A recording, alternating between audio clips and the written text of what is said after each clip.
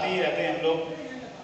और मैं ऐसा याद कर रहा था कि किसी एयरपोर्ट के बहुत नज़दीक में, शायद ये मेरी पहली मीटिंग है, हालांकि मैं दिल्ली में रहता हूँ, और मैंने अपना घर ऐसी जगह लिया जो एयरपोर्ट के नज़दीक होना चाहिए ताकि आने जाने में सुविधा हो थोड़ी सी। लेकिन एयरपोर्ट जाने में फिर भी आधा घंटा लग जाता है, और आप तो बिल्कुल 15 मिनट की दूरी पे बैठे हैं एयरपोर्ट से। तो ये संकेत दे रहा है कि आप अपने बिजनेस को पूरे हिंदुस्तान में फैलाइए, आने जाने के लिए आपको ज़्यादा समस्या होने वाली नहीं है, बड़ा सोचिए।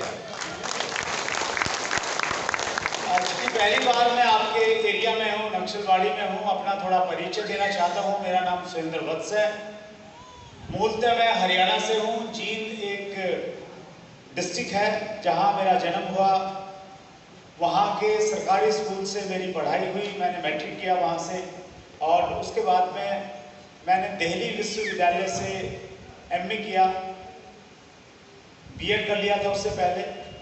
और एजुकेशन लेने के बाद मैंने अपनी ज़िंदगी की शुरुआत एक प्राइवेट टीचर के रूप में किया, जहाँ पे मेरी 1 महीने की तनख्वाह मात्र 500 रुपया था। 1 साल नौकरी करने के बाद एक बात मेरी समझ में आ गई, अगर मैंने अपने सपनों को पूरे करना है तो नौकरी से मेरे सपने पूरे नहीं होंगे, मुझे बिजनेस करना पड़ेगा। बिजनेस कैसे होता है, कौन सा बिजनेस करना चाहिए, कोई आइडिया नहीं था, क्योंकि पारिवारिक कोई बिजनेस की पृष्ठभूमि नहीं थी।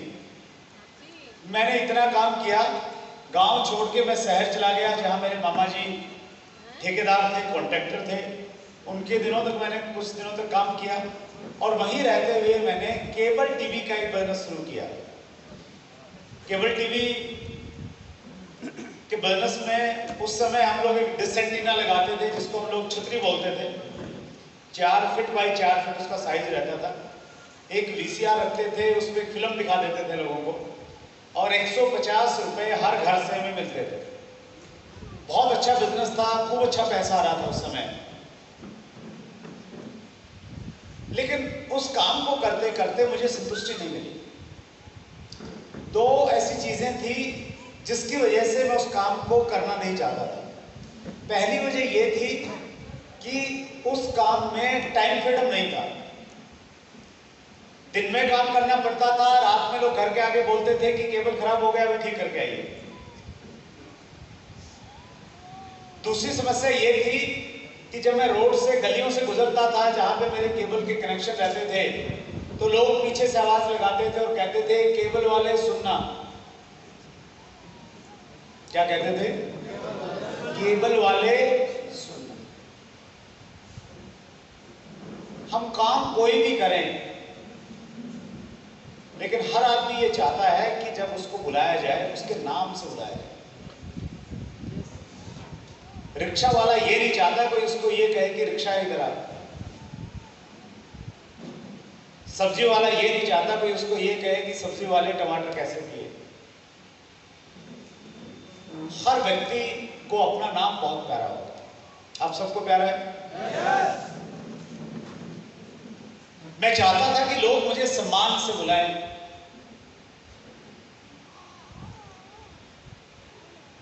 और जिस चीज को आप चाहते हैं ना सर, शिद्दत से चाहते हैं, उसको अपनी बर्निंग डिजायर बना लेते हैं कि मुझे चाहिए, तो ऊपर वाला ऐसी परिस्थितियां पैदा करता है, वो चीज आपको मिल जाती है।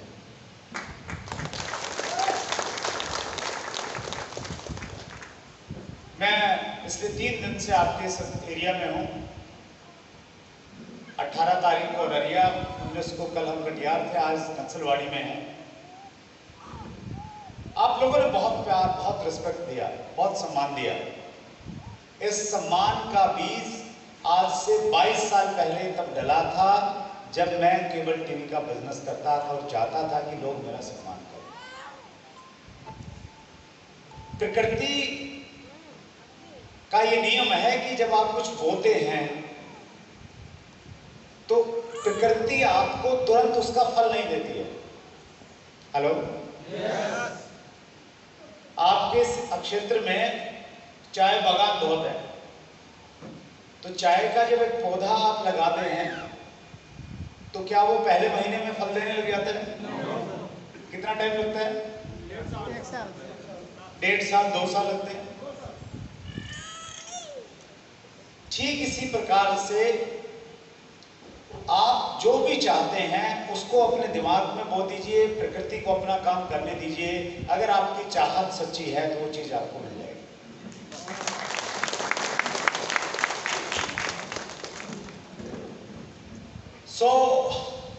सोचता रहता था मैं कि चलो ये करता हूँ, ऐसा काम कर लेता हूँ, एक कोई छोटी दुकान कर लेता हूँ, एक फैक्ट्री लगा लेता हूँ, मसाले बनाने लग जाते, 70 तरह के आइडियाज आते थे। और मेरा एक साथी था दिनेश, उसने मेरा नाम निकाल दिया था योजना मंत्री। मैं योजनाएं बहुत बनाता था, लेकिन क्या करना है कुछ समझ में नहीं आ रहा था। और उसी समय परमात्मा ने मेरी सुनी और परमात्मा के भेजे हुए एक दूत ने, जो मेरा दोस्त था, उसने मुझे अपने घर पे बुलाया। जब मैं उनके घर पे गया तो मैंने वहां पे देखा, वहां 2-3 व्यक्ति और बैठे हुए थे। और वहां पे मैंने अपनी जिंदगी में पहली बार ये 3 शब्द सुने, RCM, राइट कॉन्सेप्ट मार्केटिंग। और इन 3 शब्दों में इतनी ताकत है, अगर कोई भी व्यक्ति इन 3 शब्दों पे भरोसा करे और पूरे समर्पित भाव के साथ में लग जाए तो ये 3 शब्द हर व्यक्ति की जिंदगी को पूरी तरह बदल सकते हैं।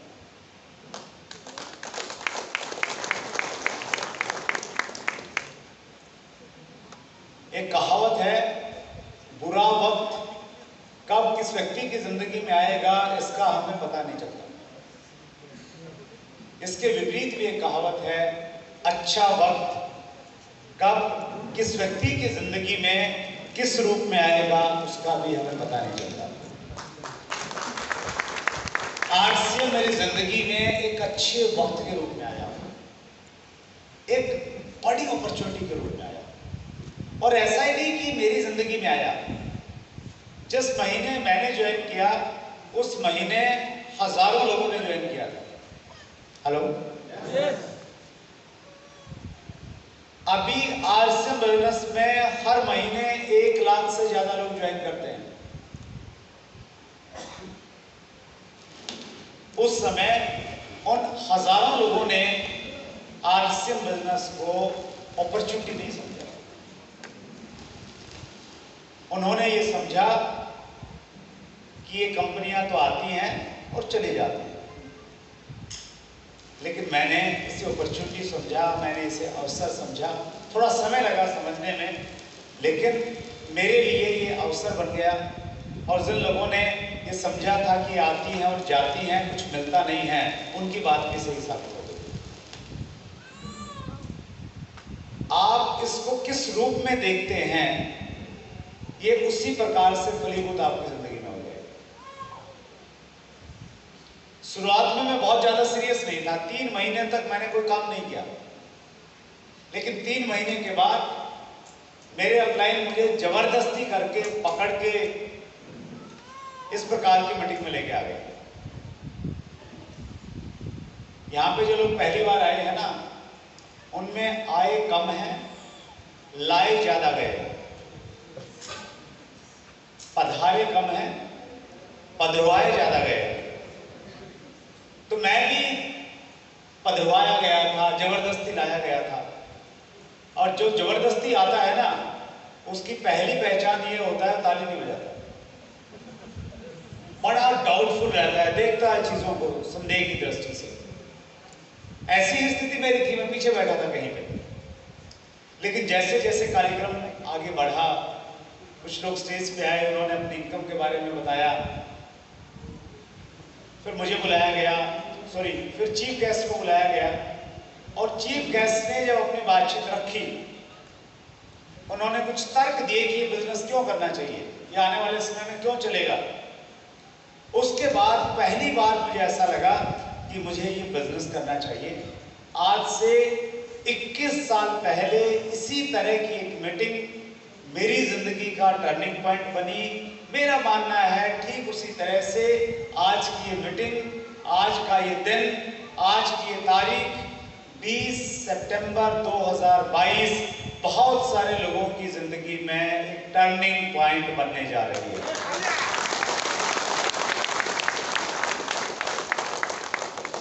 उस मीटिंग के बाद मैंने आरएसएस बिजनेस को शुरू करने का मन बनाया।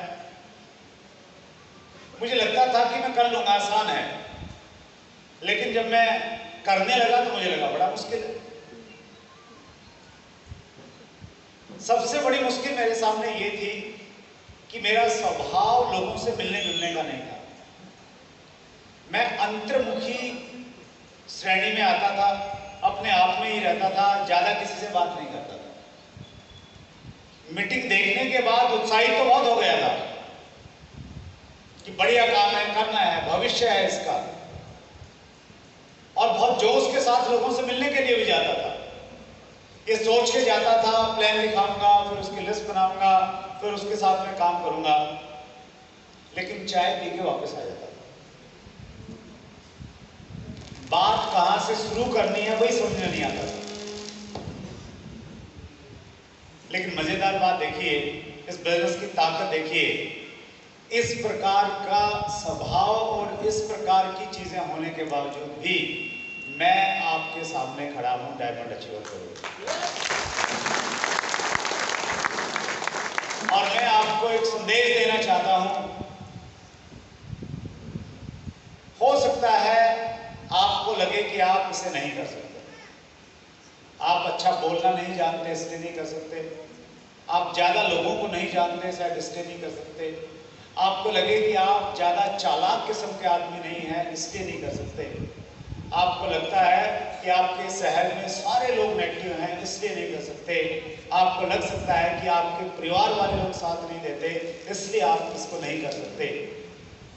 लेकिन अगर आपने सिर्फ एक चीज का निर्णय लिया कि मैंने करना है, ये सारे कारण हैं जिसकी वजह से लगता है कि मैं नहीं कर सकता, लेकिन एक निर्णय आपने ले लिया कि मैंने करना है। I will do, I will achieve royalty in RCM. I would like to achieve diamond win in RCM. अगर वो आपने संकल्प ले लिया, वो कमिटमेंट कर लिया, तो आप चिंता मत कीजिए। यहाँ पे बहुत अनुभवी लीडर हैं। थोड़ा सा आवाज थोड़ा कम कीजिए बेटा, कम कीजिए। यस, मैं यहाँ पे माइक को रखूंगा, यहाँ सेट कीजिए आप। राइट, अभी मेरे ख्याल से ठीक है, इट्स बेटर। पीछे तक आवाज आ रही है आपको? Thank you so much. So यहाँ एक शानदार सिस्टम है, ग्रेट लीडर्स हैं, अपलायंस हैं, जो हम सबको गाइड करते रहते हैं, सिखाते रहते हैं, हर वो चीज सिखाते हैं जो इस बिजनेस में हमारे लिए जरूरी है। अगर आपको बोलना नहीं आता है, आपके अंदर हेजिटेशन है, तो आपका हेजिटेशन यहां से दूर हो जाएगा। अगर आप बहुत ज्यादा बोलते हैं, चुप भी नहीं रह पाते हो और इसलिए लोग आपके साथ आना नहीं चाहते हैं, तो कम कैसे बोलना है वो भी यहाँ सिस्टम के माध्यम से आपको सीखना पड़ेगा। एक परफेक्ट आदमी जो होता है ना, परफेक्ट, वैसा आपको बना दिया जाएगा। यहाँ दो काम होंगे, या तो आप भाग जाओगे यहाँ से, आपको क्लाइंट की बातें अच्छी नहीं लगेंगी, सिस्टम की बातें अच्छी नहीं लगेगी, अनुशासन अच्छा नहीं लगेगा, भाग जाओगे। और अगर आप रुक गए तो फिर तय है कि इस बिजनेस के बड़े अचीवर बन जाओगे। बस एक ही चीज है, मैंने करना है, मैंने करना है। कितने लोगों का कमिटमेंट है कि मैंने करना है? बहुत बढ़िया, एक बार जोरदार तालियां बजा लीजिए आप अपने लिए, अपनी कमिटमेंट के लिए कि मैंने करना है।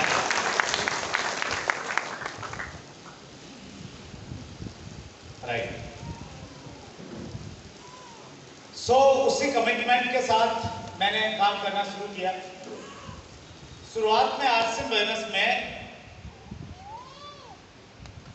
पैसा आपको कम आएगा, लेकिन हो सकता है आपको करने में अच्छा लगे, मजा आने लगे। कितने लोग हैं जिनको पैसा तो कम आ रहा है लेकिन मजा बहुत आ रहा है।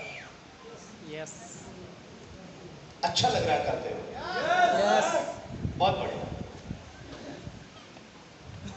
मेरी भी स्थिति यही थी, मजा बहुत आ रहा था। और किसी भी काम में अगर आपको मजा आ रहा है ना, वो मजा ये गारंटी करता है कि आपने कुछ चीजों का ध्यान रखा तो आप जिंदगी भर इस मजे को ले सकते हैं।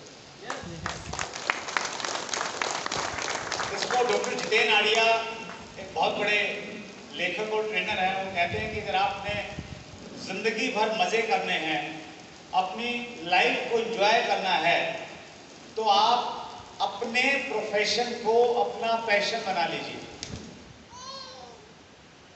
आपका जो काम धंधा है जिससे आपको पैसा प्राप्त होता है, आय मिलती है, उसको अपना पैशन, उसको प्रोफेशन बोलते हैं लोग, तो उसको अपना पैशन बना लीजिए। इसका मतलब ये होगा कि उसको डूब के कीजिए। पैशनेट होना होता है किसी काम में खो जाना, पागल हो जाना एकदम। तो वो कहते हैं आप जिंदगी भर मजे करोगे, फिर काम आपको काम लगेगा ही नहीं। लेकिन आंकड़े ये बताते हैं कि ज्यादातर लोग ऐसा नहीं कर रहे, क्योंकि ज्यादातर लोगों को हार्ट अटैक सोमवार को सुबह आता है। हेलो, सोमवार को सुबह मालूम क्यों आता है? सोमवार को काम पे जाना पड़ता है छुट्टी के बाद में, संडे की रेस्ट के बाद में काम पे जाते हैं ना लोग, तो तनाव में आ जाते हैं। तो इसका मतलब ये है कि लोग काम को पैशन के साथ नहीं कर रहे हैं, प्रेशर के साथ कर रहे हैं, दबाव के साथ कर रहे हैं, तनाव के साथ में कर रहे हैं। इसीलिए डॉक्टर जितेन आड़िया ने एक दूसरा विकल्प भी दिया है, और वो विकल्प ये कहता है कि आप ऐसा नहीं कर पा रहे हैं तो आप अपने पैशन को अपना प्रोफेशन बना लीजिए। पैशन मतलब जिस काम में आपको मजा आता है, उस काम को इस तरीके से कीजिए कि उससे पैसा मिलने लग जाए। उदाहरण से समझते हैं, जैसे हम में से बहुत सारे साथी हैं जो क्रिकेट उनको बहुत बड़ा पसंद है, क्रिकेट उनका पैशन है, देखना सुनना, खेल भी लेते होंगे कुछ। लेकिन क्या ऐसा करने से हमें पैसा आता है? प्रोफेशन नहीं बनाया, प्रोफेशनली हम उसको नहीं करते। लेकिन सौरव गांगुली ने बड़ा पैसा बनाया, इन दिनों विराट कोहली बहुत पैसा बना रहा है। इसलिए बना रहा है क्योंकि विराट कोहली ने अपने पैशन क्रिकेट को अपना प्रोफेशन बना लिया, और प्रोफेशन बनाते ही पैसे आने लगे।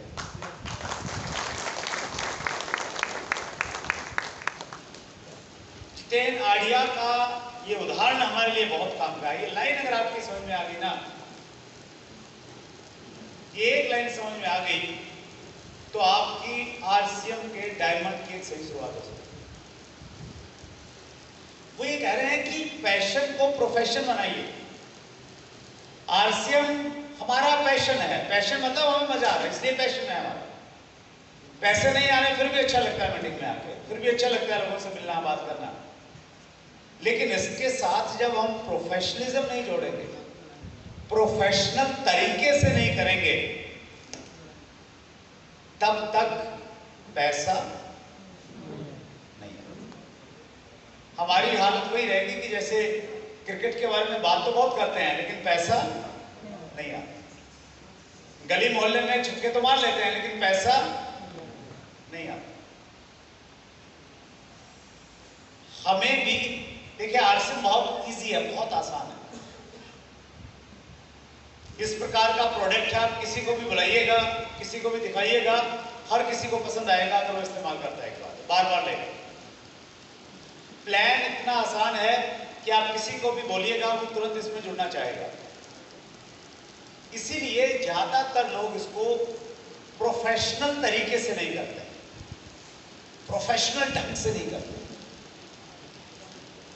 इसीलिए उनको शुरुआती सफलताएं तो मिल जाती है लेकिन बड़ी अचीवमेंट मिलने में उनको दिक्कत आती है। इसको प्रोफेशनली कैसे हम लोग कर सकते हैं, आज हम थोड़ा सा उसके बारे में बातचीत करेंगे।